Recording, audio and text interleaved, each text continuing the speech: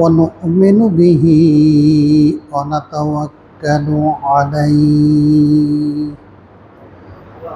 ونعوذ بالله من شرور أنفسنا ومن سيئات أعمالنا من يهده الله فلا مضل له ومن يضلل فلا هادي له ونشهد أن لا إله إلا الله وحده لا شريك له وأشهد أن محمدا عبده ورسوله الذي أرسله بالحق بشيرا ونذيرا وداعيا إلى الله بإذنه وسراجا منيرا فقد قال الله تعالى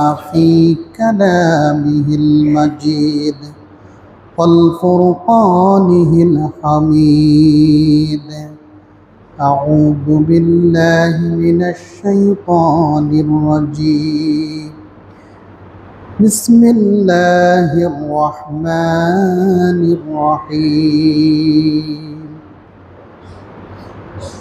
ومن يؤمن أكثرهم بالله إلا وهم مشركون عن أبي هريرة رضي الله تعالى عنه قال قال رسول الله صلى الله عليه وسلم لا تدخلون الجنة حتى تؤمنوا সকল প্রশংসা গুণগান তারিফ পেশ করছি আল্লাহ সুবহানাহু ওয়া তাআলার দরবারে যে রব্বুল আলামিন আমাদের এই মুসলিমেও কিছু মানুষের উপর দয়া করে মায়া করে ভালোবেসে আমাদেরকে তার ঘরে এই জুমার সালাতে অংশগ্রহণ করার তৌফিক দান করেছেন।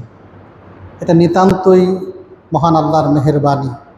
এই জন্য অন্তর থেকে সেই রবের দরবারে শুকরিয়া জ্ঞাপন করি বলে আলহামদুলিল্লাহ। শত সহস্র দরুদ এবং সালাম বর্ষিত হোক রাহমাতুল লিল আলামিন মুহাম্মদ রাসূলুল্লাহ সাল্লাল্লাহু আলাইহি ওয়াসাল্লাম। আমরা সংক্ষিপ্ত দরুদ পাঠ করি, আল্লাহুম্মা সাল্লি আলাইহি আল্লাহুম্মা বারিক আলাইহি। সম্মানিত উপস্থিত মুসল্লিয়ান, কথাগুলো একটু খেয়াল করবেন। একজন মুসলমানের জীবনে, একজন বান্দার জীবনে সবচাইতে গুরুত্বপূর্ণ সম্পদ কি?